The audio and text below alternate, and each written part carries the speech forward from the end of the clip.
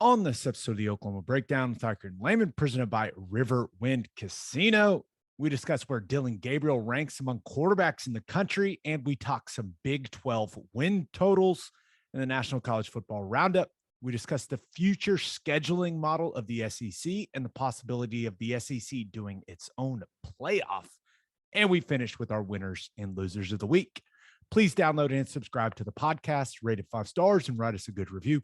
Follow the show on Twitter, Instagram, Facebook, and YouTube. Just search Oklahoma Breakdown on any of those, and you'll find us. All right. Our man, Michael Hosty, will kick this thing off. It's time for the Oklahoma Breakdown. It's a beautiful Wednesday, May 25th, and you're listening to the Oklahoma Breakdown with Ikard and Lehman, presented by Riverwind Casino. Riverwind is Oklahoma City's premier casino experience. There are so many reasons why Riverwind is consistently voted OKC's #1 casino, but it all starts with their amazing variety of gaming thrills and excitement.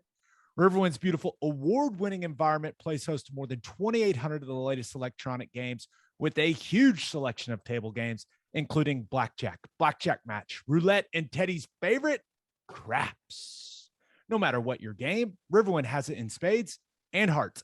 And the Beats and Bites Festival is kicking off, people. Night Ranger and Starship will be performing May 28th, only a couple days away. It is a $5 general admission to get in, and kids under 12 get in free. There will be a ton of food trucks, and there will be all kinds of things for the kiddos to do, including face painting and an inflatable obstacle course. To buy tickets, visit riverwind.com. Riverwind Casino, simply the best. Now, recording this Wednesday morning, please leave us a 5-star review and a nice comment while you're at it. Also, if you want to sponsor the podcast during football season, we are finalizing those right now. So please email the Oklahoma Breakdown at gmail.com. Ted, normally we keep it very light on this podcast, but man, all those kids in Texas. Yeah. It's brutal. Brutal, man. You don't even know what to say about it. Having a kid in elementary school, I can only imagine the terror of getting that phone call that is going on and not knowing as you're driving there. It's horrible to even think about. Yeah, and I'm not a politician. I don't really have the passion for politics that a lot of people do, but I've got an 11-month-old son, and I would like to think that here in a couple of years when I send him off to school, that I could feel like leaders in this country on both sides are doing as much as they can to keep him safe when I send him to school. I don't know what it looks like, man, but I don't know. That's my hope, that I feel that in the future, when I'm sending him to school, I feel a little better about it than I would if I had to do it today. Well, there's no doubt. I'll say this though. I don't know that the politicians aren't gonna save this situation. It's all got to start with better home life, better parenting, better, it can't come to this. You know what I'm saying? No, I'm with you, man. Horrible. It's everything. So there are going to be a lot of people going at it over this horrible situation. And we tend to stay away from that stuff, but just thought we should bring it up because a bunch of little kids died, and it's tragic. And we'll see if anything changes. I don't have the answers, man. I'm not smart enough to try to solve those problems, but we'll see what ends up happening. Okay, easy transition, right? A programming note for the podcast. There's a lot of traveling coming up for both of us. However, we have a plan to where we are not going to miss an episode. We're pre-recording some Q&A stuff. We're pre-recording something with Creed Humphrey, but just a warning. And the one thing we're going to do, we're going to hold off on recording with our man, Chris Plank, because we want to do a Women's College World Series preview with him. And don't want to get too far ahead of ourselves with that Right. one, even though we are very confident in Patty Gasso's squad. So a lot going on, but hey, we can't be missing episodes, man. We just can't do it. We got to give everyone their fix, right? We've got everyone addicted. We're addicted ourselves. So we got to keep pumping out the content, baby. Yeah. So we're going to do that. All right. Let's talk some OU football. And I wanted to start here, Ted. 24/7 Sports, Brad Crawford put out a list of the best 20 quarterbacks in college football in 2022. Number one, Bryce Young. Hard to argue with. Guy just won the Heisman, and he plays at Bama. Pretty good mix there. Number two, CJ Stroud. Hard to argue with. Guy is very talented. Plays at Ohio State. Hell of a season last year. Heisman finalist. Number three, Caleb Williams. A guy that we are all very familiar with. Number four, Dillon Gabriel. DG checking in at number 4 on Brad Crawford's best 20 quarterbacks in 2022 list. I'll finish out the top 10. KJ Jefferson at Arkansas at 5, Hendon Hooker at 6, Grayson McCall, the Fancy Chickens QB at 7, Spencer Rattler at 8, Devin Leary at 9, and Tyler Van Dyke, the Miami QB, checking in at 10. What's the initial reaction? I think that as good as Bryce Young is, I may switch him and CJ Stroud. I think CJ Stroud is his numbers from last year were insane. He started off a little rough. It wasn't that bad, but it was a little rough. And just from that point on was on an absolute mission. Caleb Williams, I think Caleb Williams is too high, but because of some of his tools, his ceiling may be higher than anyone on the list. But from what we've seen so far, I think maybe a little bit too high. Dillon Gabriel at 4. Now, numbers wise, like whenever we're talking about it at the end of the season, I think he'll probably be there, and he may be even higher than there. But if we're talking about like straight up everything equal, everyone, you put all of these guys behind the same offensive line with the same skill guys, is he the 4th best? I don't know. I think that's probably a little high, but whenever you take in his situation, what he means to his team, I think that he's probably in about the right range.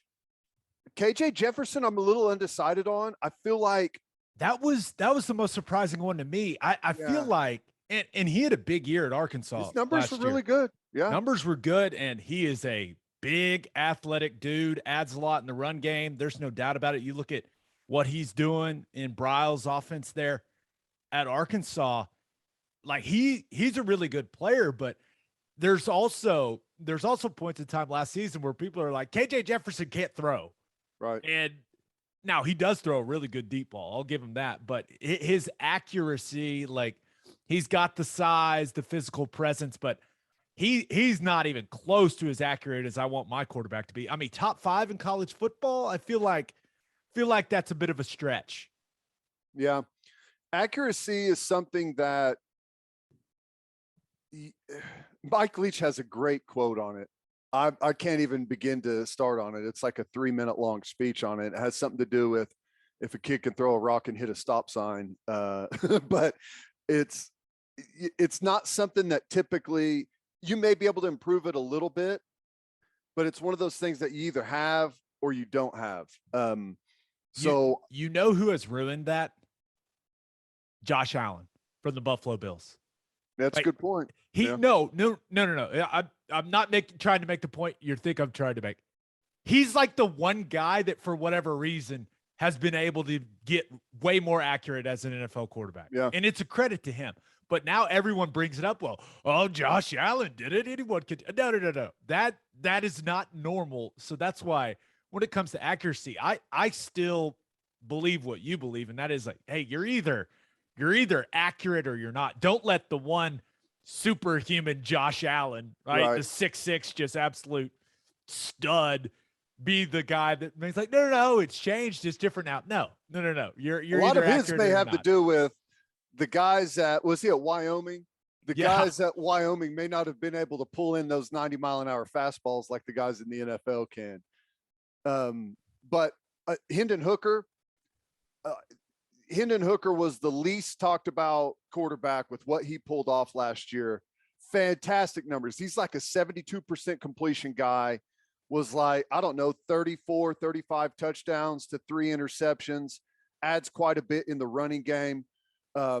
He's going to have a big year, and a lot of people are going to become real familiar with him. Grayson McCall, Spencer Rattler, kind of the rest of the guys on this list. It's going to be hard, I think, to really make a bunch of waves compared to the other well-known guys at the big schools. But obviously all these guys really good quarterbacks. And I think Spencer Rattler, he may be one of the more accurate guys on the entire list. He's got great throwing capabilities, little less in the athletic department as a dual threat guy, but great arm talent. Yeah. And I think we're all so interested to see how it goes for Spencer Rattler at South Carolina. I know I am. And we're all rooting for the guy, but going to be the system, after talking to Shane Beamer a while back, like the system, it's a little more pro style, a little different than what he was running at OU under Lincoln Riley. So I'm very interested to see how it goes for Rattler. And then one of my other thoughts was, how many people know that Devin Leary plays at NC State? Not a lot. The diehards, right? The diehard, like if you're really into college football, like we are, I'm like, oh, Devin Leary. Yeah, that's almost a, like when it's an indie music selection right there. It's like, oh yeah, nice. Yeah, NC State and Wake Forest, whenever you scroll through the top 25, it's like, wait, what's going on here? Yeah, Sam Hartman there. I think he was at like 11 on this list. But my reaction when I look at it, and I do think when you look at it and you're like, Dillon Gabriel, top 5 quarterback in all of college football. I mean, okay, because now I think it is different thinking about it as, how is this guy going to be in college versus how is he going to be in the NFL, right? I'm looking at this list going, okay, what just college performance? And I think the argument can be made that when you look at this top 10 list, Dillon Gabriel is the most important player to his team in all of college football. And not necessarily a great spot to be in, but we've talked a whole lot about OU's backup quarterback situation, right? And I know that they brought in 2 transfers in Bevel and Booty, but still, it feels like the gap between Dillon Gabriel and whoever is going to be QB2 is going to be pretty significant. That's not the case for Bryce Young and CJ Stroud, right? They have guys in that system. Now, do Saban and Ryan Day have the backups they want? I don't know. You'd have to ask them, but I bet they feel pretty good about that situation. Caleb Williams there at 3. I thought he was in a quarterback battle. I thought, we'll see if he wins the job. No, I'm just kidding. But yeah, he's got all the talent in the world. There's no doubt about it. And if he plays up to that talent, yeah, he's a special player. But when you look at Dillon Gabriel, man, it does feel like he may be the most important player to his team in all of college football. And that's a lot of pressure, but good thing for him. He's going to put up big numbers in Jeff Lebby's system. I mean, he just is. And that, I don't think it's a coincidence. You look at this list, number 4, number 5, number 6, they all run a very similar style of offense, right? With, kind of those Briles principles with what OU's going to be doing, what Arkansas does, and what Tennessee does under hype. So I look at Dillon Gabriel's situation. He's got a lot of weapons around him.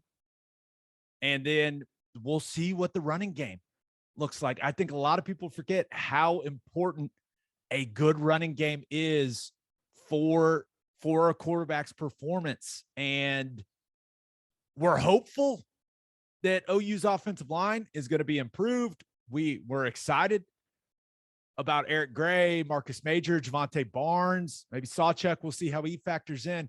But yeah, man, DG's going to have a lot on his shoulders. There's no doubt. And he's either going to earn this ranking or people are going to look at this list after the season and be like, ooh. So yeah. We'll see. But yeah, I saw this and I was like, all right, at least people recognize how productive he's going to be. But also, I think this is a good reflection of how important he's going to be to this football team. Yep. I feel pretty solid that he'll be in that range. There's probably going to be someone emerge that maybe we didn't think about, maybe the kid at Baylor. But tell me what you think. We don't have to spend much time on this, but I feel like Dillon Gabriel is going to have a better offensive line than we had last year, a better wide receiver core than we had last year, a better tight end group, and a better, I don't want to minimize Kennedy Brooks. I'll say a better running game than I will a better running back group.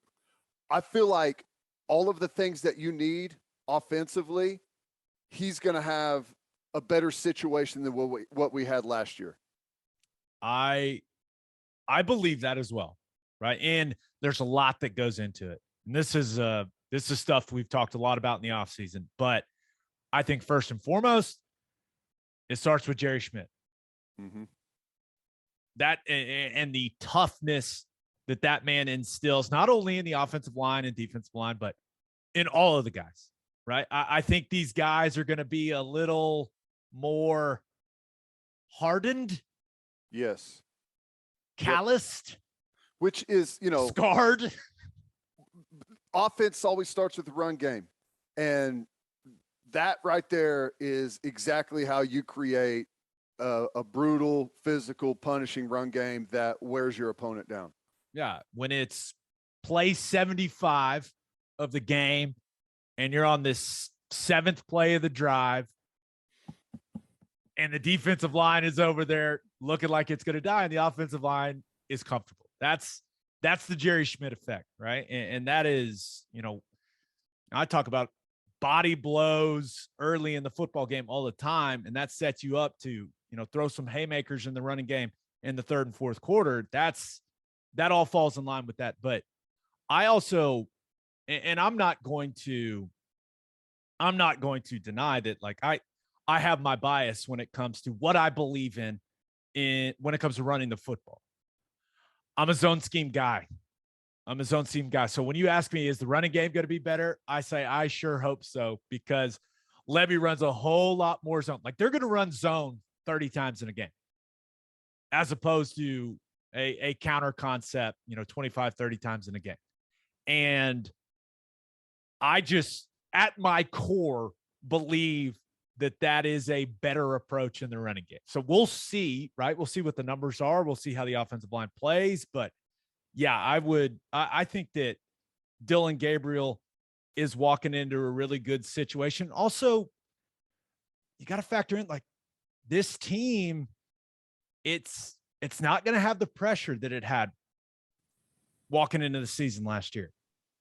Right? I mean, you look at, people were picking them to win the national title heading into last season, and you don't have that. I think that is, that matters. But yeah, between Schmitty and BV and the mentality change, I'd be really surprised if things aren't better just all around. Like, I'm not sure they have as good of players as they did last year, right? You lose all those guys on defense, but I expect them to be a better team.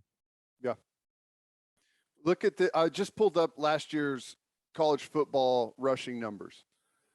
And it's interesting. You were just talking about Tennessee, Arkansas, and Oklahoma all having similar systems. Arkansas was the number 7 rushing team in the country, 227 yards a game. Tennessee was number 11, 217. Ole Miss was number 12, 216. No, both of them 217. So all of them 217 and above with that system. And Oklahoma last year, all the way back at 187 yards a game. Yeah. So I know a lot of people hear, the Briles style offense and they think, oh, you're throwing it all around. You're getting those wide splits at wide receiver. One of the reasons you get those wide splits is to run the football, right? It makes a defense declare, or it allows you to see what coverage they're in better, right? When you get that wide split, like it's hard to disguise as a secondary or, those backers, like what they're doing when it comes to being the apex player and all that stuff. Like it's really hard to describe when things are that spread out. And if you get too high safety looks, you just hand the ball off, man. I mean, it's not rocket science. This is how it works. So I'm with you. Also, a couple notable guys on that top 20 quarterbacks list. Quinn Ewers checking in at 18 and Jackson Dart checking in at 19. I thought that both of those were interesting. And how about this? Our man Stetson. Old Stetson Bennett not on the list, man. That guy gets no respect. National championship winning quarterback, and he's not even on the top 20 best QBs in 2022 list. That's cold-blooded, man. Yeah, they probably have JT Daniels ahead of him, right? They probably have whoever Georgia's backup is going to be ahead of him. Because that's all we've said. And I've said a little bit of it over the last couple of years too. Like, just so much more talented. Stetson, at some point he's going to lose that job. And no, he keeps on trucking. Yep. Pretty wild. Yeah. All right. Let's talk some Big 12 betting lines. They're out, Ted. BetOnline.ag has put out their Big 12 win totals. I'll just go in alphabetical order. Baylor, 8.5. Iowa State, 6.5. Kansas, 2.5. Kansas State, 6.5. Oklahoma, 8.5.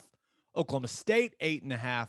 TCU, 6.5. Texas, 8.5. Texas Tech, 5.5. And West Virginia, 5.5. Okay, when you see those, does anything really jump out at you initially? Yes. Oklahoma 8.5 is like candy from a baby. Right? Am I missing something? Okay.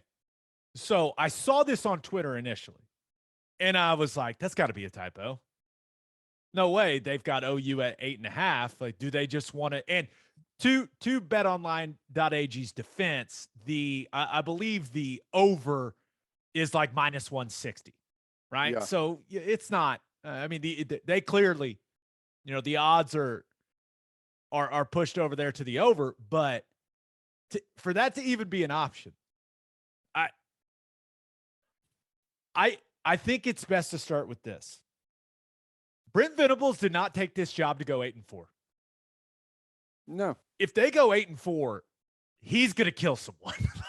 So I saw that, and I stay away and usually stay away from the college football betting. Man, I turned to my wife and I was like, hey, how much would you be comfortable with me throwing on OU to win 9 games? She was like, what? So I can't believe that's the number. Well, I can't believe it's the number whenever it's the same number as Oklahoma State and Texas. Texas is a 5-7 football team from a year ago. Oh, and by the way, they play the best team in the country the second game of the season, and you've got them with the same win total over under as Oklahoma. And I don't know. There's a method to their madness, and I don't know what it is. I don't know that many people do.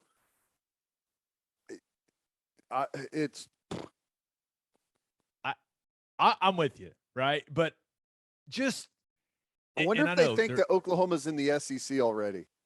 A lot of new faces, right? You got a new offensive system, new defensive system. We understand. We've talked about all of the change, right? But OU still has better players than pretty much everyone in the conference.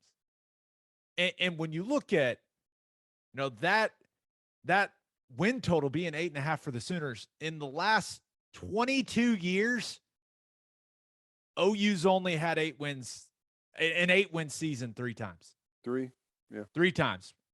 2005, 8-4. 2014, 8-5. It's probably because a really good center graduated the year before and they just couldn't handle the loss. And then 2020, they were 9-2. 2014, 8-5. So is that? Yeah, that's 3 times. 2005, 2009, and 2014, all 8-win seasons. Yeah, but that's 3 years out of the last 22 seasons since 2000. Yeah. I mean, so history and statistics are on your side if you're taking the over. Yes. And history and statistics definitely on your side, but so is all of the things that you need to forecast this team moving forward. I don't know what this team is going to be come November. They're going to be way better than they are when they start the year. I think this is because of some new schemes and some new guys. I think it's going to take a while before they start playing their best football. They're not going to look like a semifinal type of team probably in the first 3-4 weeks, but I think they'll round into that. And I think this team, if things come together like I expect, I think they've got a chance to be a one-loss Big 12 champion and make a semifinal. You don't say that about a team that you've got an 8.5 win total on. No, I'm with you. And you look at some of these other ones, like Oklahoma State at 8.5. You look at their non-conference, Central Michigan, Arizona State, and then they get Arkansas Pine Bluff. So 2-1 maybe in the non-con, maybe 1-2 if things go really poorly. 3-0 should be 3-0. Should be 3-0, right? Should be a 3-0 football team before they even get started. Yeah, and these win totals are all regular season win totals. So I think that Oklahoma State line is really interesting because basically it says, hey, do you think that they will win 6 Big 12 games? Do you think they'll go 6-3 in the Big 12? I don't know, man. I mean, they lost so much on that defense, and you think about the different style they're going to have to play, we assume, and the more that it's going to put on Spencer Sanders to play well, I don't know, but one that's really interesting is Kansas 2.5, right? Because in the non-con they've got Tennessee Tech, Houston, and Duke. Not easy for them. I am assuming they're going to roll Tennessee Tech. I think they can beat Duke. Now, I'm not going to put any of my own money on Kansas football. Just that I have a strict policy not to do that. But it could be as simple as, do you think Lance Leipold can get that team to win a Big 12 game? Here's the thing. You got to Tennessee Tech, you give them the win. Texas, you give them the win. Duke, can they the swing game is Duke. Can they beat Duke? Oh, Texas, you give them the win. That's awesome. That one's interesting. Iowa State, I know that they were one of the most disappointing teams in the country last year. They were the most disappointing team in the country for me in all of college football last season. Agree. And I think when you look at that win total of 6.5, I choose to believe that Matt Campbell is going to have that team win 7 games. I know that they lost Purdy and Breece Hall and all those guys off that defense. I understand that, but I think if I had to choose, I'd take the over. Like, I think that Iowa State will be a 7-win football team. I'd be surprised if they were a 6-6 football team, and I know that may sound silly after what happened last year, but it's more of I think Matt Campbell's a really good coach. I think that program will be in a more familiar spot heading into the season. They'll feel better. They won't feel the pressure. Yeah. I still don't think they're going to beat Iowa, right? Because they're at Iowa. but they've also got like Southeast Missouri and Ohio in their non-conference. So that's 2 wins there. And it basically comes down to, you think they'll go 5-4 in Big 12 play. And I think that Matt Campbell's a really, really good football coach. So I think I'd be comfortable taking the over on Iowa State there. They've done a really good job developing their players. And I think the point that you made is really critical. They're back where they feel comfortable, right? With no one giving them a lot of attention, kind of dismissing them a little bit, not spending the entire offseason dedicated to figuring out what the hell it is that Iowa State's doing so well.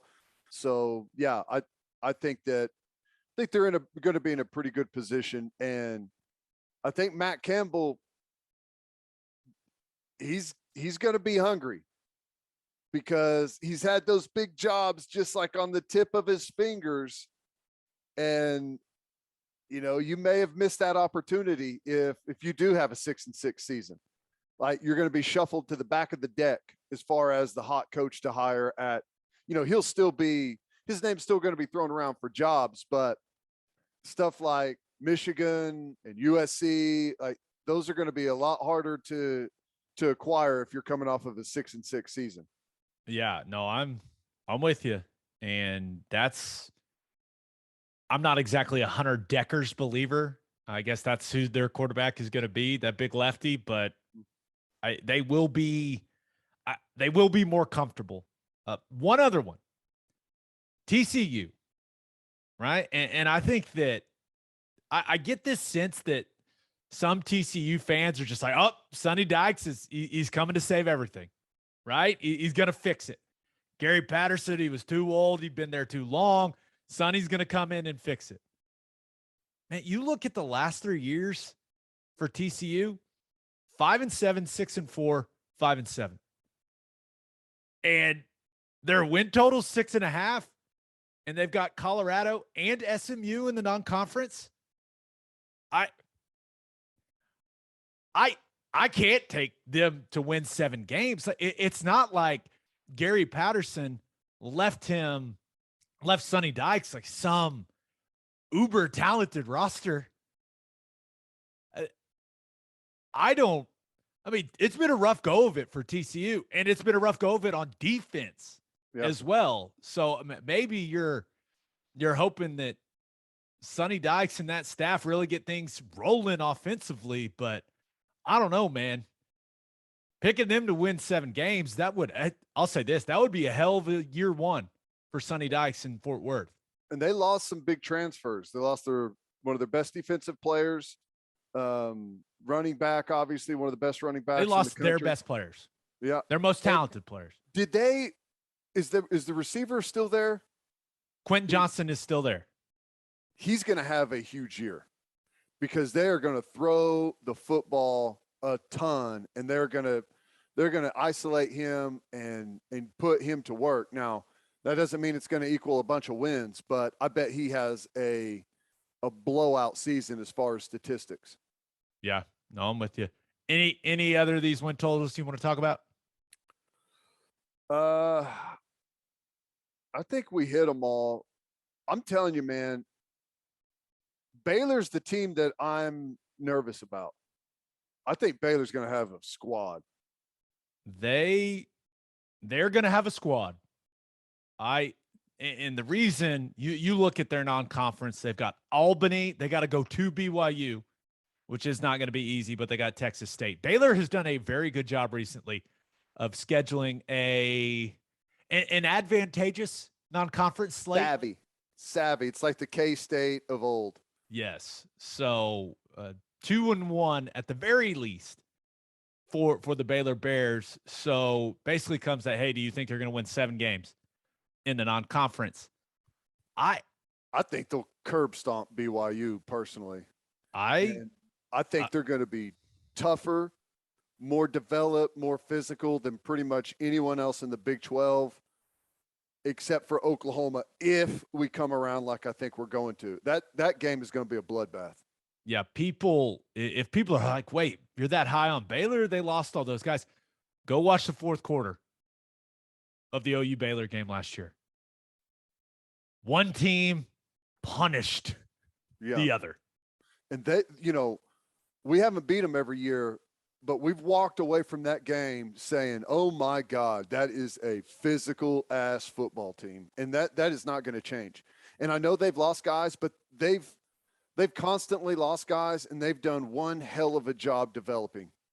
Yeah. And I'm a big believer in the systems. Yeah. There at Baylor. Both of them. Yep. Yeah. Really good. What Aranda's running defensively, and I know they lost Petrie and Bernard and JT Woods, but that entire defensive line is back. And Jeff Grimes maybe runs my favorite offensive scheme in all of college football. So I'm a believer. The scheme is good enough to take a backup linebacker and turn him into the leading rusher in the Big 12. That's a great way of putting it. I don't think we need to say anything other than that about it. Okay, let's get to call your shot. And we asked you guys, looking at OU's win total, right? That BetOnline's got 8.5. You taking the over? You taking the under? Why? I love this first one from Blake Biggs on Twitter. He says, over, it's Oklahoma in the Big 12.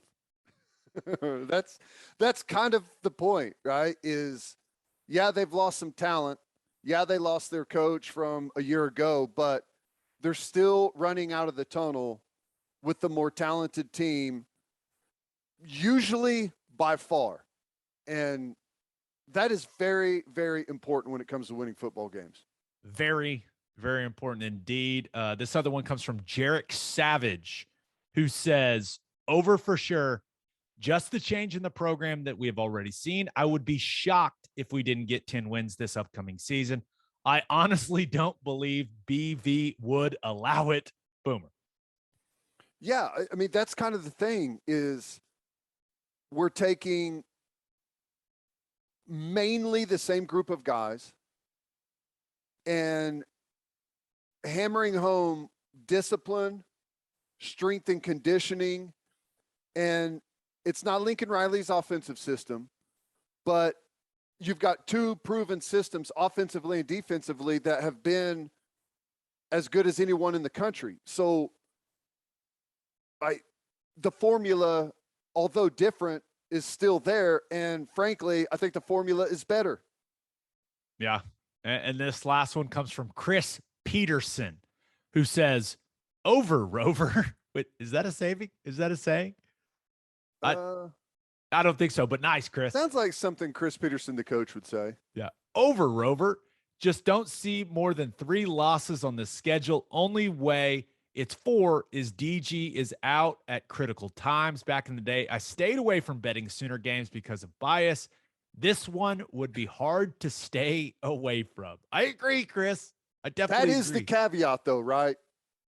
Yeah. If Dillon Gabriel goes down, now, not to put any limits on the development of Nick Evers, the development of Davis Bevel, the development of General Boutte. But yeah, that'd be real bad for Oklahoma. Well, I know Lebby really likes General Booty. It's still so weird to say. Likes him a lot, and he's one of the probably the most underrated kids in the country. Played at 4 different high schools, kind of during the COVID deal, went under the radar, and just has has the pedigree and has a fantastic set of skills. So I think he could be a solid player. Now he's not. I don't think he's going to be the starter over Dillon Gabriel by any means. I'm not saying that, but I think you've got a really skilled player there, and obviously Bevel pretty good as well.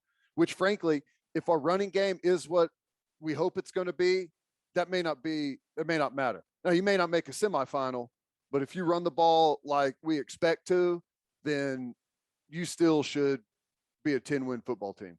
Yeah, and you also got to factor schedule in this, right? Yeah. And that's that game at Nebraska, not going to be easy. It's not as good. It is not going to be as easy as some people think it's going to be. And then you get K-State at home. You get Baylor at home. You get Oklahoma State at home. And now you got to go to Ames, and that is what it is. But the schedule is also, I mean, don't have to sugarcoat it. It's an easy schedule, all things considered. Yeah. Well, and the games that we were typically worried about, a less talented team, why were we worried about it? Out physicaling us and out detailing us. Everything Venables does is built on details and physicality. So you hope that you're not walking into those games not knowing what you're going to expect. You feel like you're going to start the game with a detailed physical squad, and some things may have to happen after that, but those two things are first and foremost that you should be able to take care of if that's what you're preaching. Yep. No doubt about it. All right, birthday shout outs time.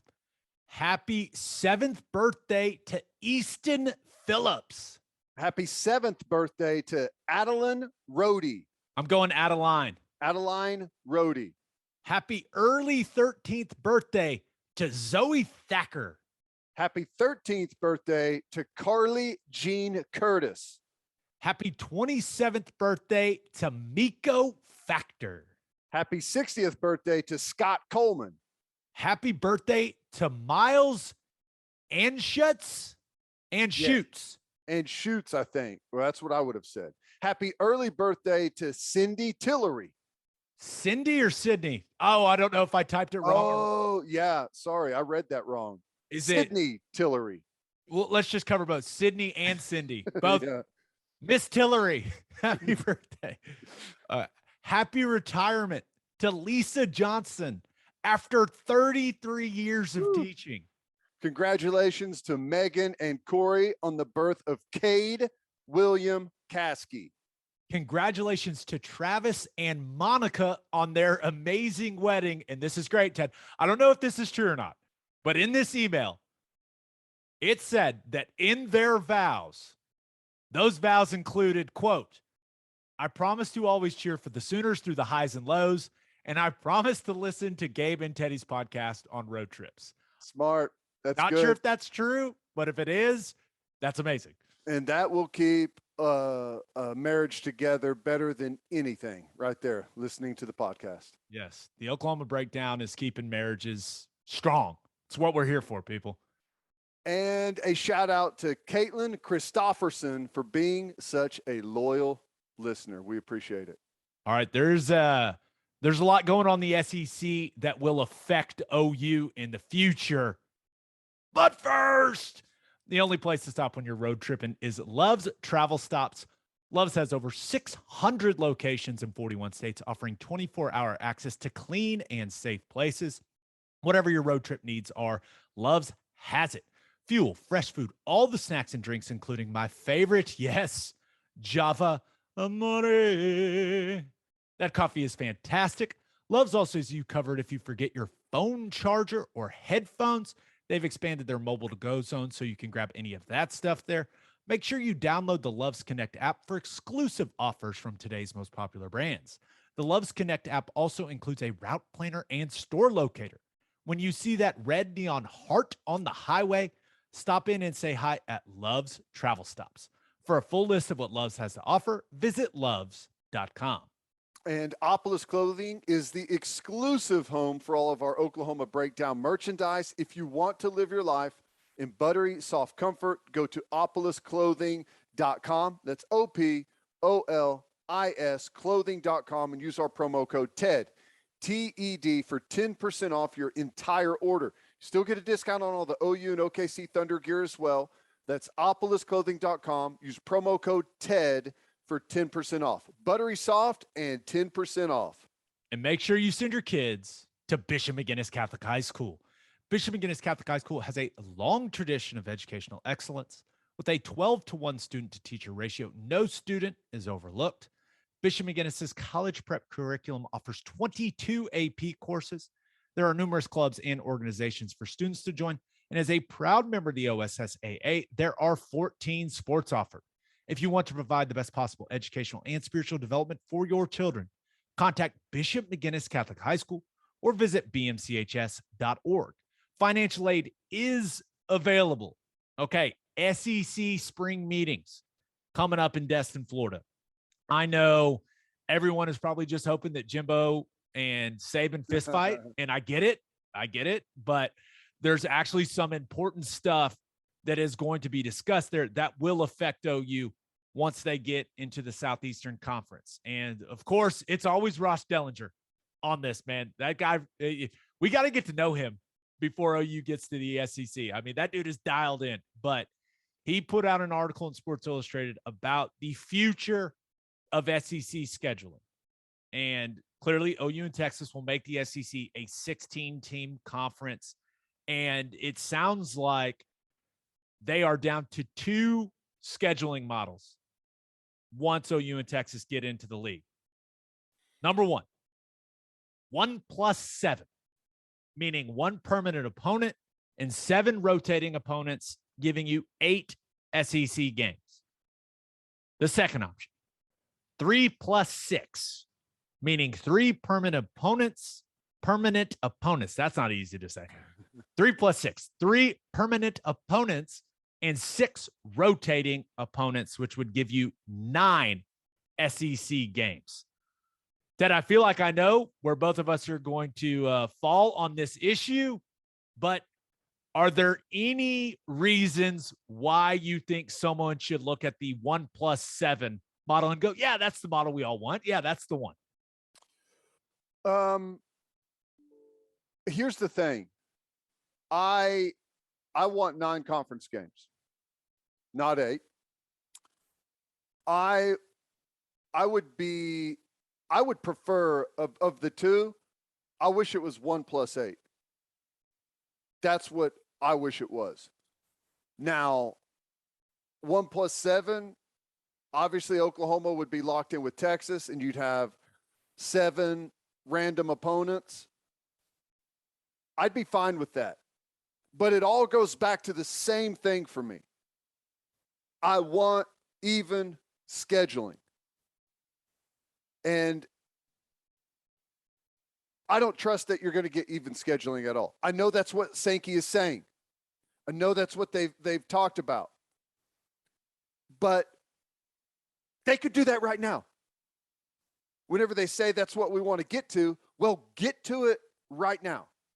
That's my hang up on both of these is, are we going to get the even scheduling like we're being told? And I don't trust it. I hear you. So there's an interesting part of Dellinger's article where he talks about once OU and Texas are there, there's a pretty clear line between the top 8 and the bottom 8 in the league. So basically you look at the top 8 and OU and Texas would be in that top 8 with how big of brands they are. But the other 6 would be Bama, LSU, Auburn, A&M, Georgia, and Florida, while the bottom 8 would be Tennessee, South Carolina, Arkansas, Kentucky, Vanderbilt, Ole Miss, Mississippi State, and Missouri. And the compromise, right, to get the bottom 8 on board for the 9 conference games would be, if you're one of the bottom 8 teams, your permanent opponents, you would only have one of the top 8 teams as your permanent opponent. And if you're one of the top 8 teams, you would have 2 of the top 8 as your permanent. So, for example, that may have been confusing, but for example, they took a crack, Sports Illustrated took a crack at picking the permanent opponents teams would have in the 3 plus 6 model. And OU's permanent opponents would be Texas, who would be a top 8 team, Florida, who would be a top 8 team, and Missouri, so who is a bottom 8 team. So the top 8 teams would get 2 top 8 permanent opponents and only 1 bottom, while the bottom 8 would get 2 bottom 8 opponents and 1 top. And I guess that's supposed to help the problem you're thinking of, I guess. And it's supposed to get everyone on board for the 9-game conference schedule. Well, by the way, OU playing Texas and Florida every single year. Yeah, sign me up. I'm in. Awesome. I'm absolutely in. And Missouri, sign me up. Well, I don't care about playing Missouri at all. Of all of the teams in the SEC, that's who I'm least excited about is Missouri. Which is good, because you would hope that that'd be a a consistent win for the Sooners, right? That doesn't hurt anything. I just feel like we're going to be permanently linked with Missouri no matter what happens. Like, oh, hey, yeah, you guys used to be in the Big 12 together. You guys should set up a permanent back and forth. Like, I'd rather have a permanent back and forth with anyone else, but that's fine. My question is, what does permanent mean? Because Tennessee, like most of the teams right now in the bottom 8 are better than Texas. Most of them, right? Solid percentage of them. So like when you lock into your 3 permanent opponents, is that 3 years? Is that 10 years? Is that forever? To the next TV deal? Right. I don't know. I feel like the 3 permanent opponents, again, is a way to lock in Alabama and Georgia to something that gives them an edge. I don't know why you need 3 permanent opponents. I don't know why you wouldn't do, because the top and bottom 8 change every year. If you did 1 + 8, you can change that every year if you want and make it to where you're taking from the top and the bottom 8 as you deem those teams. You know, if a team's got a senior quarterback that's been really good, like a Tennessee this year with Hendon Hooker, they're going to be a top 8 team in the SEC, in my opinion. So I don't know. I feel like whenever they're trying to hit you with permanent opponents, it's because there's a way to game the system for the best teams in the SEC. That's the way I view it, because that's how they've always done it. I would push back on that a little bit, just from the proposed permanent opponents that Sports Illustrated threw out there. For Bama, their permanents would be Auburn, Tennessee, and LSU. Mm-hmm. That ain't easy. No, it's not. I mean, that's not easy. And you look at what they have for Georgia, Auburn, Florida, Kentucky. So there's not a perfect system, right? Because I understand the people that want the 1 + 7, they look at it, they say 8 conference games. That's what we've been doing. It would allow teams to schedule 4 non-conference games. It would allow some of those teams maybe in the bottom 8 to schedule a cupcake game, rack up a win. I get that.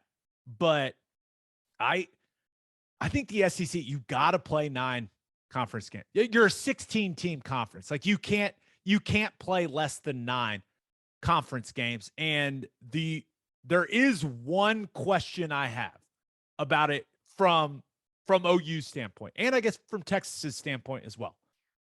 When you're playing 9 conference games, that means you're going to have 5 home games, 4 road games one year, and the next year you're going to have 4 home games and 5 road games, right? Because 9 is an uneven number. I'm not great at math, but I know that.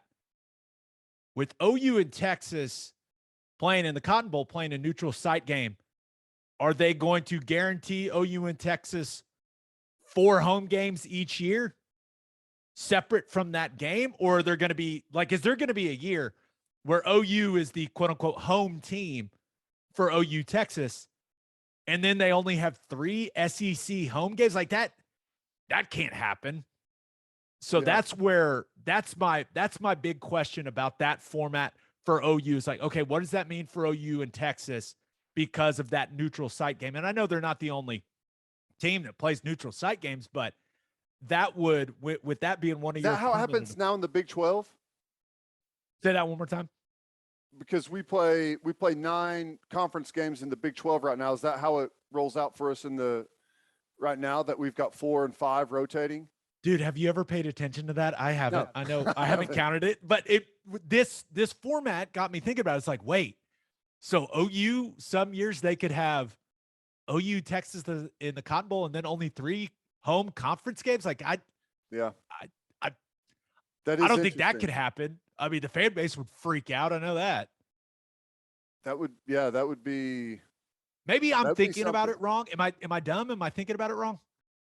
Because if you're playing 9, it's 4 and 5, and you would assume that every team, it would just be like every other year. You'd have 5 home, than 4 home, 5 home, 4 home. Maybe it would just be 4 and 4, and then you just alternate that Texas. Is that what you're saying, that they? Or Yeah, would they just lock OU that? in Texas and like, hey, you permanently, we're going to give you guys 4 home SEC games, and then that 5th one is your neutral site game. It doesn't count. So my guess is they will probably not do that. That's what I was thinking. That was like, so I was like, oh man, there could be years in that 3+6 format. There technically could be years where OU's only got 3 SEC games in Norman. Yeah. I don't like that. I don't either. It's wild. But the good thing, I guess, is our non-conference coming up is going to be really good. Like, it's going to be pretty much routinely solid over the next several years. So, and I think that, a lot of this and, the postseason deal that they're talking about, SEC going at it alone in the postseason, like, if that happens, which I don't know what that would do to being able to schedule outside of the SEC, could make it pretty difficult for non-conference, but I think the schedule is going to be really good coming up for OU. Yeah, so that's another important thing that's going to be discussed at those SEC spring meetings. Pete Thamel from ESPN, he put an article out there about the SEC considering its own playoff. And Greg Sankey, he said it publicly. It's important for the SEC to explore all the possibilities. With how quickly everything's changing in college football, he challenged the athletic directors to think outside the box. And I think Greg Sankey is still just really pissed about college football playoff expansion not happening. And it's kind of funny because him getting OU and Texas to the SEC is the reason the whole thing fell apart. We all know what it is, even though everyone won't say it. So it's kind of funny that he's mad about it when he caused it. But he felt like the SEC was really sacrificing, right, to expand the playoff, and that the SEC was willing to make that sacrifice for the greater good of college football. And Jim Phillips and Kevin Warren and George Kliavkov, they didn't play ball.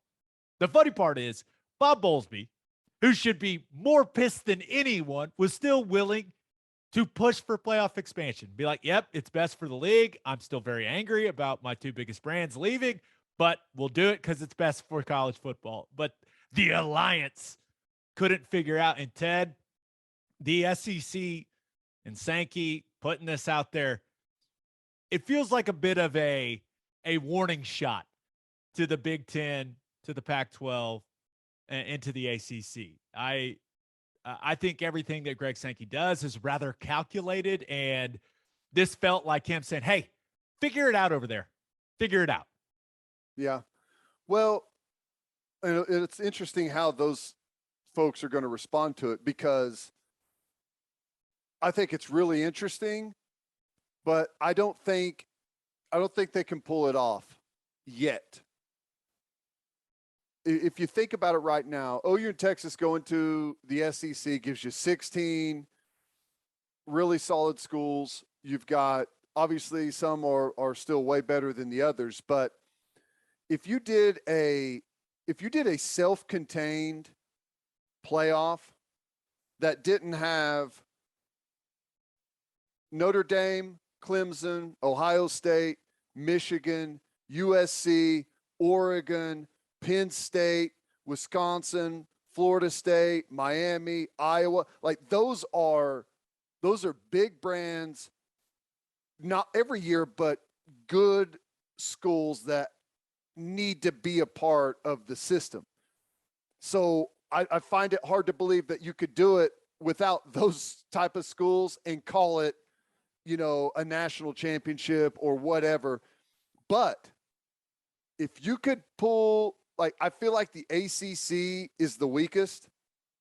If you got Notre Dame, Clemson, Florida State, Miami, and you're at 20 teams, now you're talking about a self-contained playoff that, in my opinion, would have a ton of legitimacy. Now, I know the ACC's media rights deal is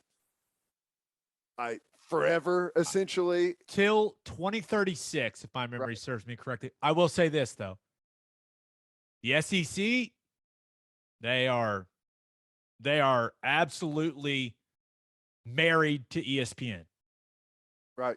You know who the ACC TV deal is with? That's right. And I know that there's no way that they want that until 2035. ESPN, if there's more money to be made, which there is, I don't think they would want to be locked into that. Like right now, it's good to lock it in to that system because you probably beat the ACC over the head with it, and they were just happy to sign anything. But if you have the ability to do something like Notre Dame is obviously the freaking square peg, like it always is. But, you know, if you could pull off something like that, now all of a sudden a self-contained playoff all looks really interesting. I will say, I don't think Greg Sankey wants that. I really don't. I agree.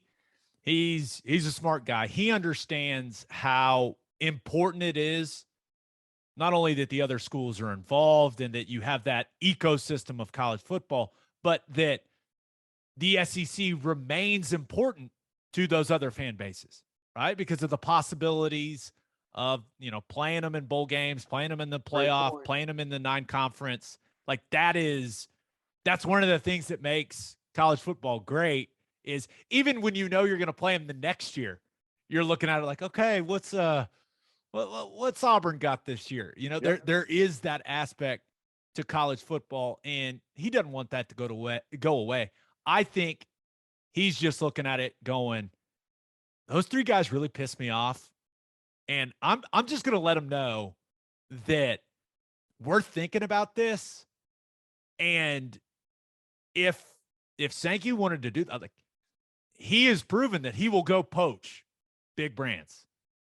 And I know the media rights deals are what they are, but I think it was him saying, hey, just so you know, we're exploring all options. And I know it certainly got my attention, especially when you consider the SEC has won 12 of the last 16 national titles. So they've controlled the sport. They have. So I don't think this is going to come to anything, but I do hope it creates a sense of urgency for Kevin Warren and for Kliavkoff and for Jim Phillips to realize, hey, we got to start getting this expansion plan in place, or else there could be it could result in even more, you know, large shift in the landscape of the sport. And haven't we had enough change for a couple years? Don't we deserve just a little breather? Well, a breather, but some change that every fan base in the country, like maybe Alabama and Georgia don't want an expanded playoff, but I'm pretty sure that everyone else in the country does, because they want to feel like they've got more of a shot of being in the group of haves versus the have-nots, right? So if it's something that everyone can agree on, and I know it's not unanimous, but I feel like an expanded playoff would be massively embraced by college football fans everywhere. Yeah. I know there's the old schools that don't want it to turn into NFL 2.0 with an expanded playoff, but they won't be upset whenever their team makes the 12-team playoff. They'll be thrilled. It will be exhilarating, especially when it's a team that no one would expect to make the 12-team playoff. Like you look at last year, Pitt. Yep. I mean, Pitt would have been in any 12-team playoff that there would be, and that just doesn't happen very often for a school like that. That will happen often for, you know, teams in the 8 to 12 range there when it comes to the seeding in a 12-team playoff, and that'll be awesome. That'll be fun. And I know people are like, well, I love the regular season mattering. It's going to matter still. I don't understand it either, for man. A decade to wrap my head around that argument, and I still cannot do it. We're just dumb football players. We don't understand this high level of thinking. The way it helps is if for the love of God, if they would do this, it would be the greatest thing ever. The first round is at the home stadium. Can you imagine hosting a playoff game in Norman? How awesome that would be. Oh,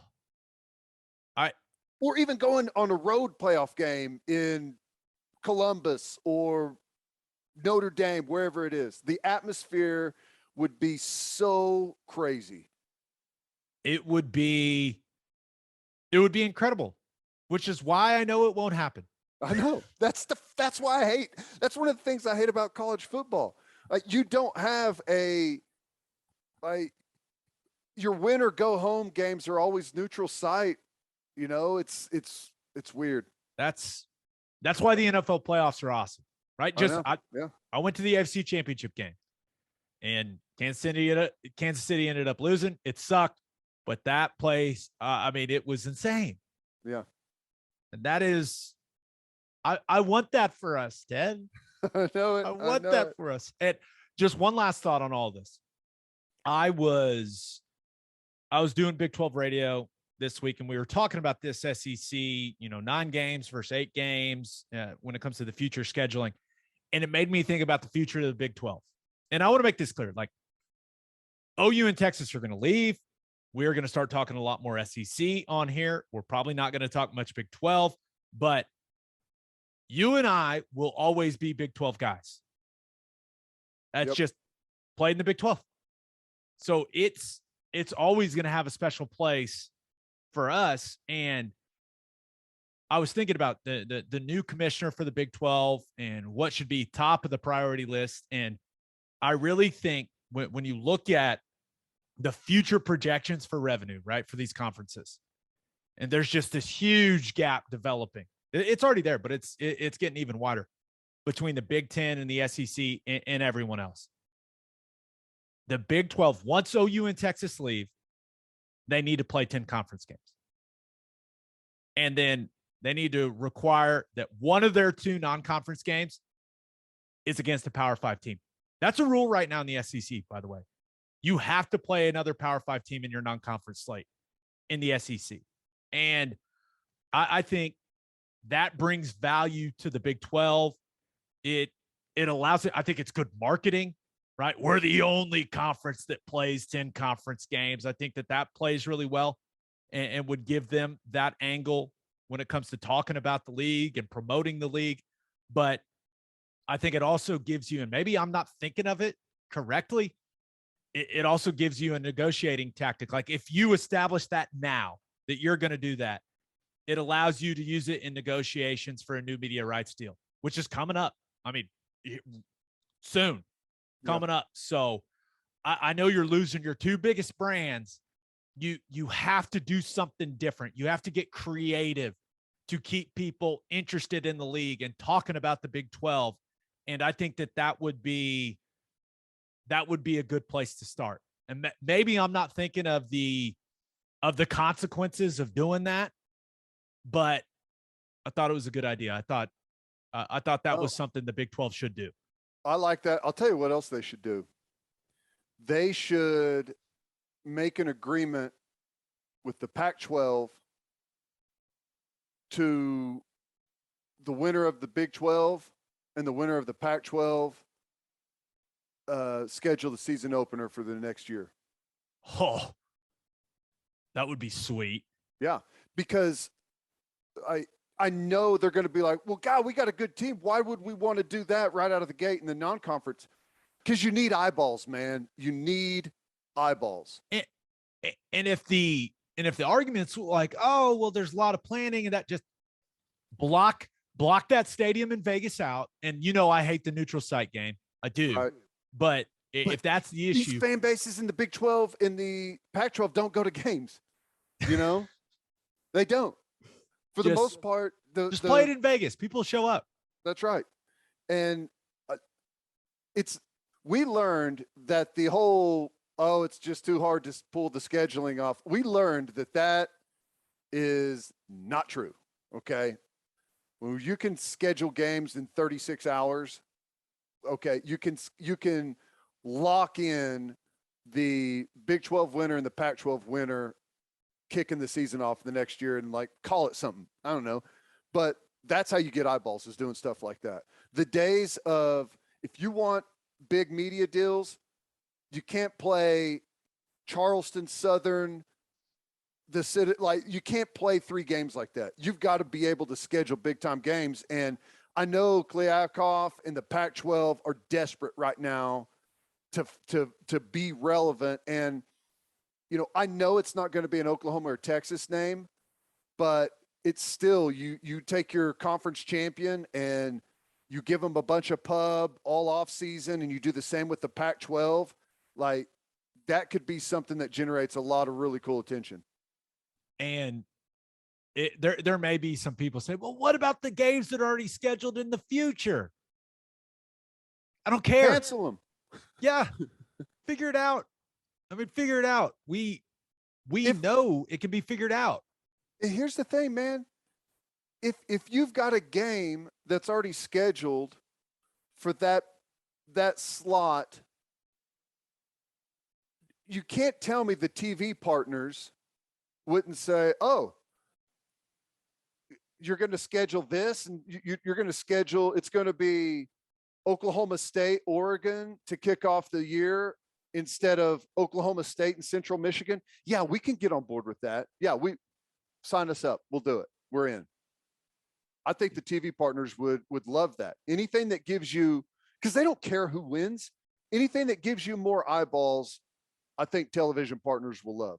Here's a perfect example, because maybe you're a fan of a Big 12 team and you hear this and you go, no, I just, 10 Big 12 games and a Power 5 team. Like, that seems like a lot.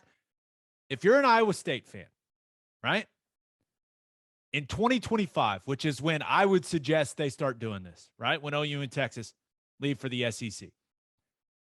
Iowa State opens with South Dakota. If I'm an Iowa State fan, I would much rather see Iowa State play another Big 12 game than watch them play South Dakota.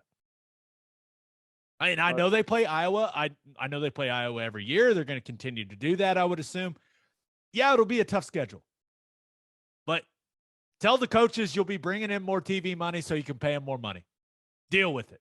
Like, it's the same way I feel about the SEC thing, right? More SEC games is good. More Big 12 games, good. So I don't know. It was just a thought. Just a thought I had to get out there, Ted. Nope, I love it. And, I also think that, like, you played Florida State in an early season non-conference game, right? Correct. Played Notre Dame twice. Was Notre Dame in 13? Was it early? No, it was a little later.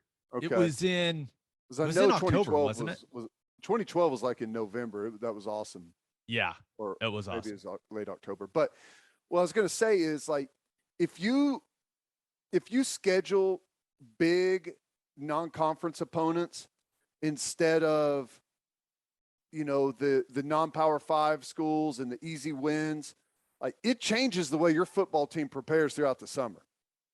Like, if you're going to play a top 10 Florida State team on the road, it's constantly pounded in your head throughout the summer that you better be ready.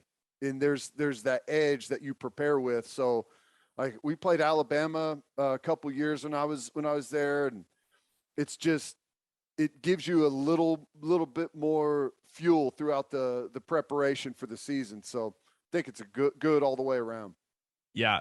Schmitty just setting the helmet on the stadiums, just making you look at it the whole time. Oh, right. Psychological warfare from that man all the time. All right, let's finish up with our winners and losers of the week. But first, it's time to get back out on the golf course, and there's nothing better to drink on the course than the #1 seltzer in golf, Clubby Seltzers. Clubby Seltzers is an Oklahoma company that is already winning national awards because their product is delicious. It tastes exactly like a club special, but it's a seltzer. They're not just for the golf course either. They're perfect to drink by the pool, after mowing the lawn, whatever. If you haven't tried Clubby Seltzers yet, go grab some. You won't regret it. Clubby's first variety pack is coming out soon. To find a place near you that has Clubby's, visit clubbyseltzers.com. I think the variety pack is out at some places. I just don't find it, people. Find it. Attention, business owners. You need Insurica in your life. Insurica is one of the country's largest insurance brokers with 30 offices throughout Oklahoma, Texas, and the Southwest. Insurica is able to customize programs by accessing the latest information from many insurance carriers. They compare and contrast coverage offerings and pricing in order to design a cost-effective, comprehensive program to meet your business's specific needs. Insurica's clients become best-in-class businesses by working with Insurica's team of advisors to manage risk. Purchasing insurance is only one way to protect your business. Best-in-class businesses win by avoiding loss in the first place. If your business partners with Insurica, you'll save huge amounts of money and take back control of your total cost of risk. I'm an Insurica client, and you should be too. If your business wants to be best in class, connect with Insurica at insurica.com. That's INSURICA.com. As always, Ted, kick us off. Who do you have as your winner of the week? Winner of the week, got to be James Harden. It's starting to make the rounds that after the 24 rights deal is up with the NBA, expansion is expected. 2 spots. Seattle. Maybe they can quit bitching and moaning about their team coming to Oklahoma City. Number 2, Las Vegas, baby. And we know James Harden loves the nightlife. And hell, he may even demand a trade out to Vegas starting right now, as soon as the news came out that it's expected that the expansion spot is going to be in Las Vegas. That is if Harden's still in the league by then. We'll have to wait and see. Do you remember that? I can't remember if it was on Reddit or who did it, but the guy that ended up breaking down the stats of James Harden, Yes. like in the cities with good strip clubs versus the cities with bad strip clubs. Direct correlation. Yes. Oh, just an incredible deep dive by that human being. But yeah, and you look at that situation, like, are the 76ers going to pay him? Right? Because he's eligible for an extension, or is he going to play next year? Because he signed a supermax, right? And they've been passing around his contract. How many years are left on it? I think just one. Oh, there's going to be some people that want that expiring chunk of change. But, you know, I think I think everyone kind of knows now that Harden's days of being a max contract guy, they are long gone, right? You say that, but someone's going to pay him that money. He's due $47 million next year, and then he becomes an unrestricted free agent. I mean, that is, for a team that's looking to rebuild, 47 coming off the books, that leaves a pretty massive void that you can go in and clear some things up. But I don't know, man. I feel like, because he's getting up there in age now, and the off season for him, like it's like March before he gets in shape. And let's be real, he has forced his way out of the last 2 places he's been. Everywhere. Yeah. That's what I'm saying. It's like, you can't, I don't know. By just being fat and out of shape. I know. It's crazy, man. It's crazy. But I'll just tell you right now, the NFL being in Vegas has already had some issues, but when you travel for football, you get there the day before. You've got, like, usually fly in, land at about 5 o'clock, 4:30, 5 o'clock. Yeah. And it sounds like teams, when they're going and playing in Vegas, they kind of push the schedule back. They're landed as late as possible. Yeah. We're going straight into meetings whenever we get to the hotel, and then bed check. The NBA is a different story, man. You fly in the night after a game, and it's going to be a disaster is what I'm saying. It's going to be amazing. They're going to have, whatever the Vegas team is called, they're going to have an unbelievable home record. It's going to be even more significant than Miami. Oh, it's crazy. It's going to be awesome. But yeah, James Harden's got to be your winner. You could have gone with the casinos or the nightclubs in Vegas, but I love that you went with Harden. Right. That's incredible. All right, who do you have as your loser of the week? A loser. I had to go with the Big 12 coaches on this. Whenever they put together your all Big 12 first, second, and honorable mention teams for the baseball, they closed out winning their conference, last five conference series, and they were picked way low to finish the season, and they ended up finishing in third. Did a really good job closing out, and they only had 6 guys on the first, second, and honorable mention team compared to Oklahoma State, who they ended up beating in the rankings, and Oklahoma State had 12. Tech had 11. TCU had 10. Texas had 9. Oh, we got a Simon appearance. This hasn't happened in a long time, but this is what happens when we record in the morning. Well, I'm home alone and there's another dog in the yard. Hang on a second. Okay. Well, we are going to do Ted is going to take a brief break, but as far as the Big 12 baseball stuff, and I think they were actually that technically OU actually finished tied for second and lost the tiebreaker, so that's what made them the 3 seed in the Big 12 tournament. But yeah, maybe that just means that Skip Johnson's a really, really good coach and that the team kind of got it rolling at the right time. But I'm not going to pretend that I have a ton of knowledge when it comes to the individual talent that OU baseball has got. But yeah, when you win that many games, it seems like you should have more guys on the all Big 12 team, Ted. It just seems that way. It seems pretty simple. Either that or Skip Johnson should be coach of the year if he's taken a group of ragtags and been able to pull off what they pulled off. And I'm excited. I hope they go in and win that Big 12 tournament. They win 2, maybe 3 games. I think they can host a regional. Yep.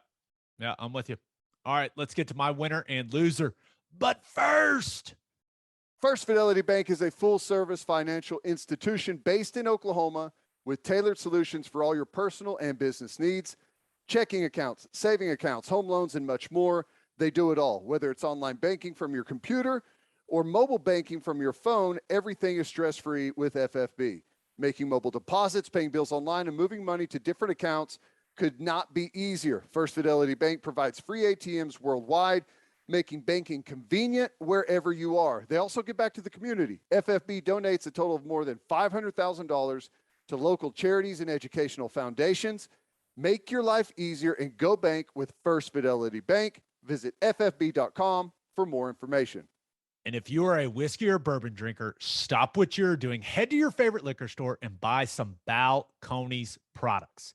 You got to grab some of Balcones Lineage Single Malt Whiskey. It was just voted one of the top 20 whiskeys in the world by Whiskey Advocate, and you'll be shocked by how affordable it is.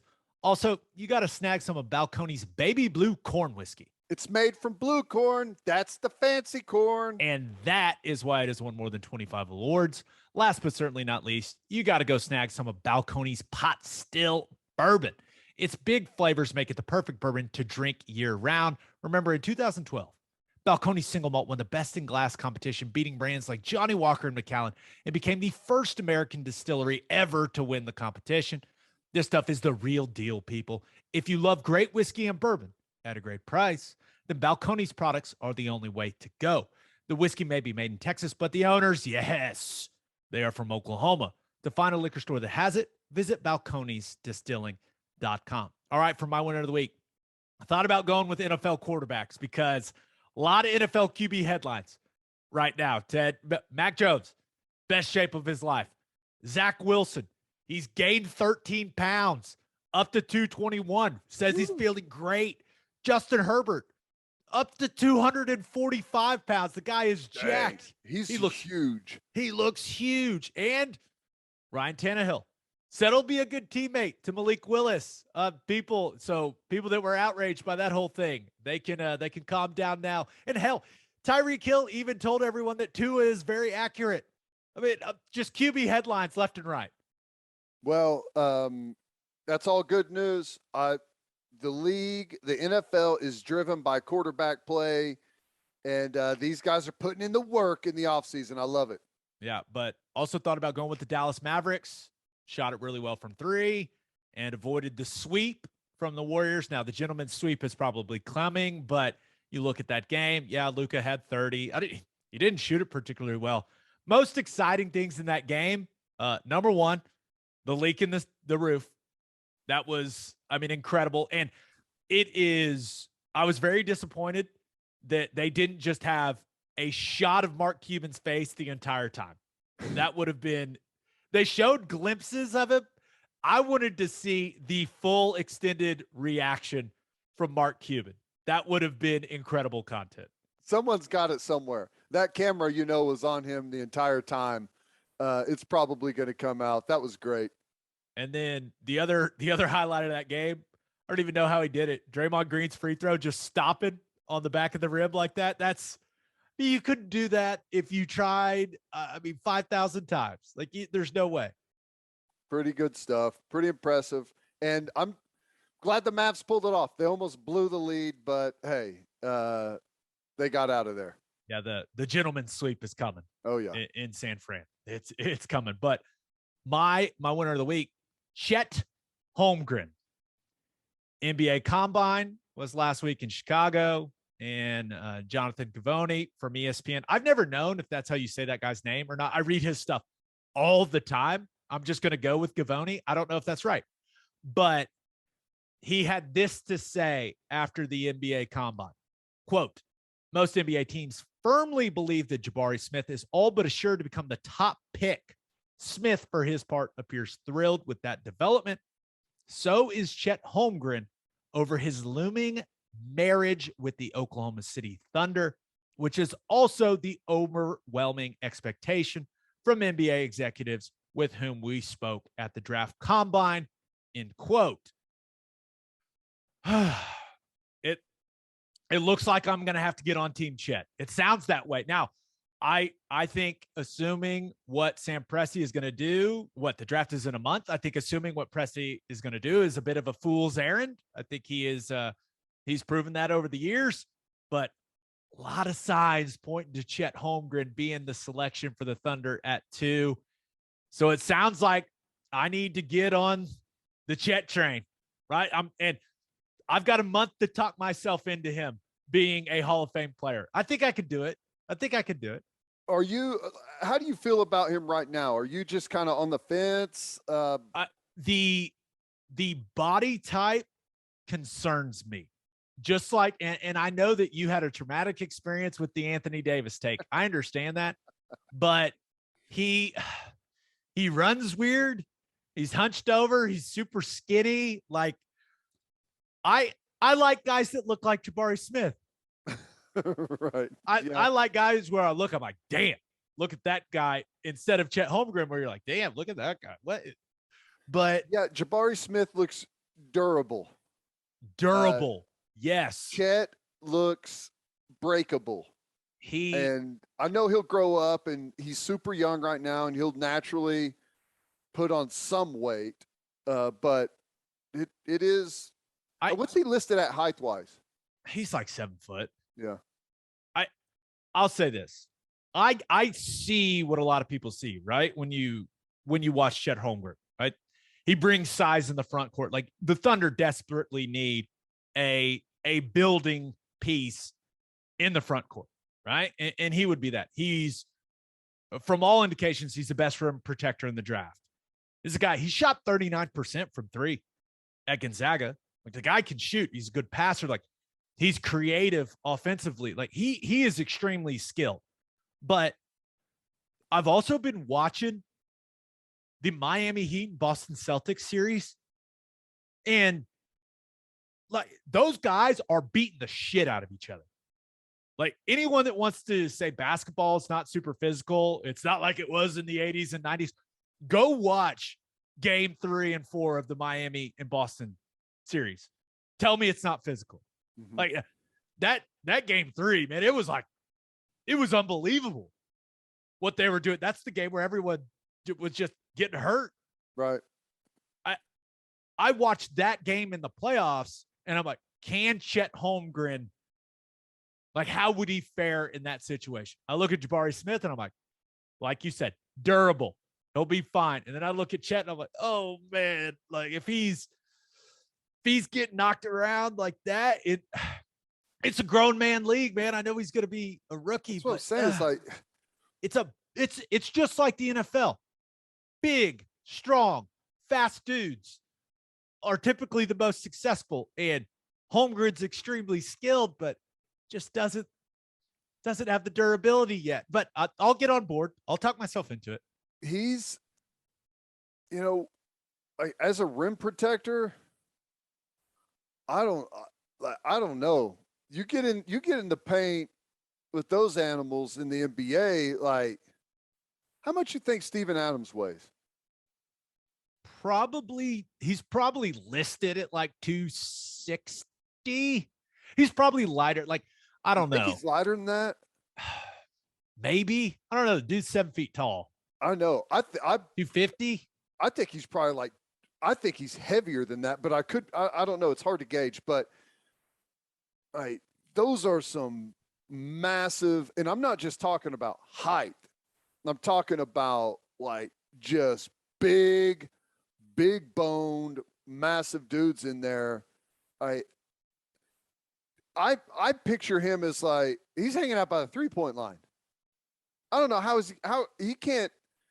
is he going to be able to defend like a 4 in the NBA?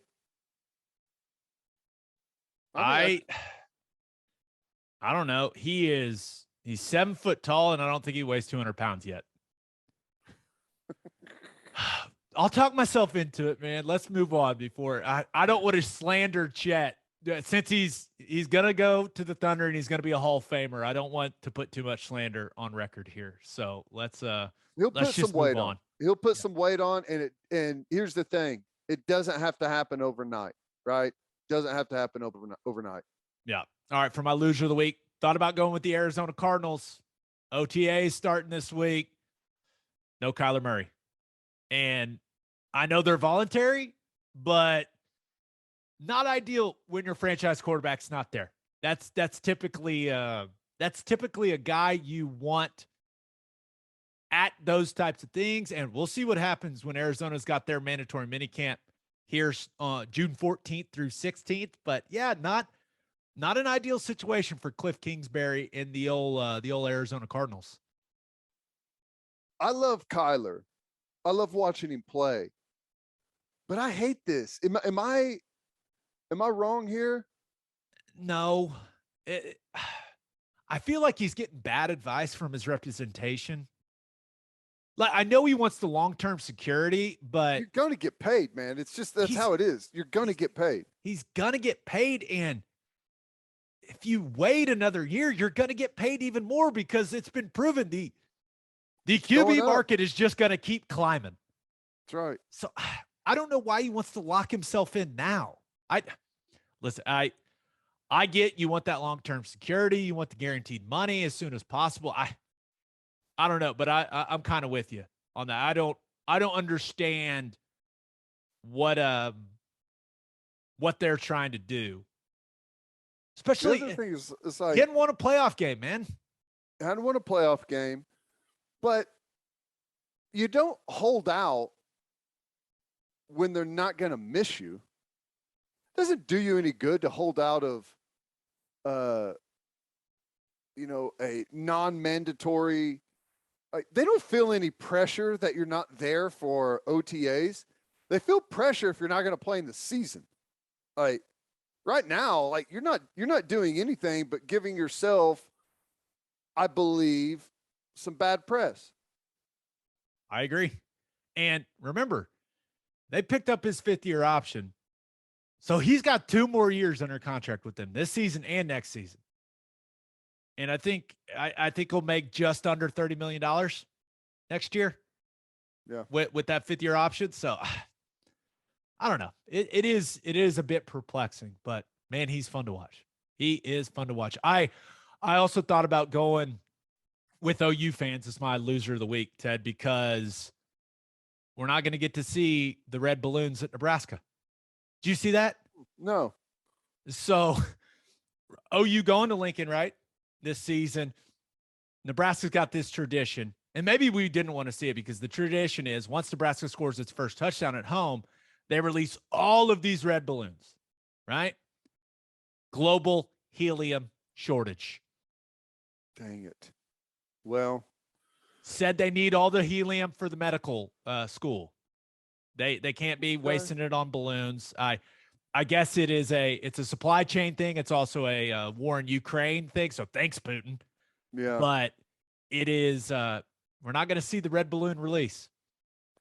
I don't really care to see the red balloon release, but I think it would be awesome to have someone spend a ton of time filling up balloons, a ton of money filling up balloons, only to shut them out at home to where they can't release the balloons. That would be awesome.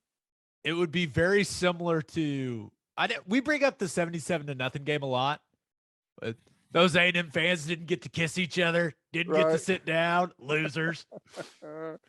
Yeah. Could you imagine that entire crowd just holding the red balloon like, all right, here we go. It just never happened. Waiting. Hold.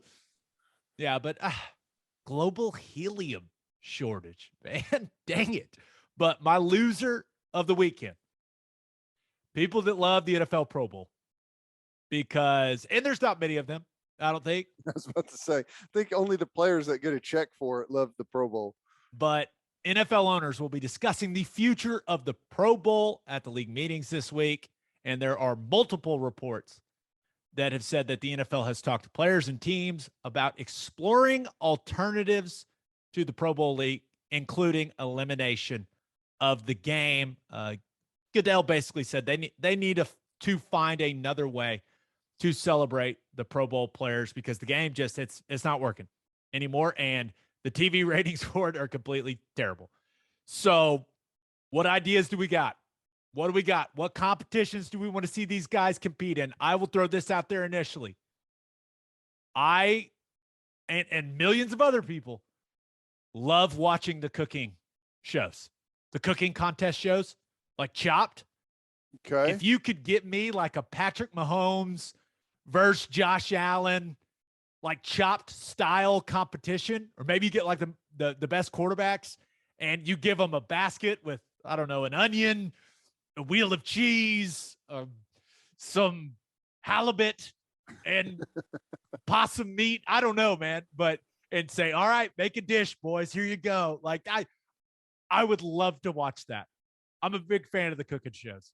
I always loved like the skills competitions. I thought those were always cool, but man, I'll tell you, I don't know that there's anything that's going to really pull everyone in unless there's something else happening. Like if they did something like during the Super Bowl, or like you need to have, no one's going to show up to watch whatever it is. You need a captive audience. And when you have the Super Bowl, you have a captive audience. So I know the Super Bowl halftime show is a huge deal, but I'm just trying to think of when you could have a captive audience you'd already have people sitting there waiting, and you can present them with something instead of trying to get them to tune in to something that they really can't be invested in. Yeah. I don't know, but I've enjoyed the dodgeball. Dodgeball's been good. Like it's entertaining. Really there's a couple of arguments in NFL locker rooms that I feel are just going to be in those locker rooms forever. Number one, basketball. Right. And there's probably too much risk in it. I understand that. But if we could watch a bunch of Pro Bowlers go at it on the hardwood, there's a lot of guys in the locker room that talk about their hoops game. A lot of guys. And that would be entertaining because it would also give a glimpse to some people that some of the best football players on the planet suck at basketball. It's hilarious to watch. Yeah. Did you see what T.O. said? Well, you do have to take it with you understand who it's coming from, but because T.O. desperately still wants to play in the NFL.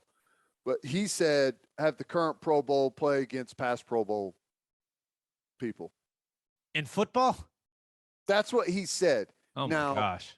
That's a terrible idea. It's an injury fest waiting to happen, but hamstrings and Achilles popping left and right. The Pro Bowl games we've seen recently, but maybe if you had the current guys go up against some of the older guys or whatever in something where they can compete and you can see some new, like, I guess not new, but old guy. I don't know. That's what he said.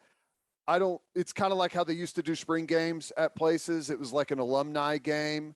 I guess that's kind of the thought there, but the problem is, like, yeah, hell no. You age out of football pretty quickly, especially that's going why, out there to play. You're not playing against the freshman class. You're playing against the best in the NFL. I'd rather watch these guys play golf against each other than watch them beat up on some old dudes. Like, I agree. One thing I would, and it's maybe just because I love Family Feud, I'd love to watch them like a Family Feud tournament. I'd watch the hell out of that. Family Feud is definitely good. One other idea I had, and it'll never happen, but hey, the league, you can get it sponsored, like a beer Olympics between the guys. Great. Oh, that'd be so fun. Great. Dizzy bat relay to finish it off. Dizzy bat relay, little beer pong. Yeah, that's great. I don't know, but RIP to the Pro Bowl. Seems like it's gone forever and probably the right choice, but I'm sure the NFL will come up with something creative. On that note, episode 217 in the books.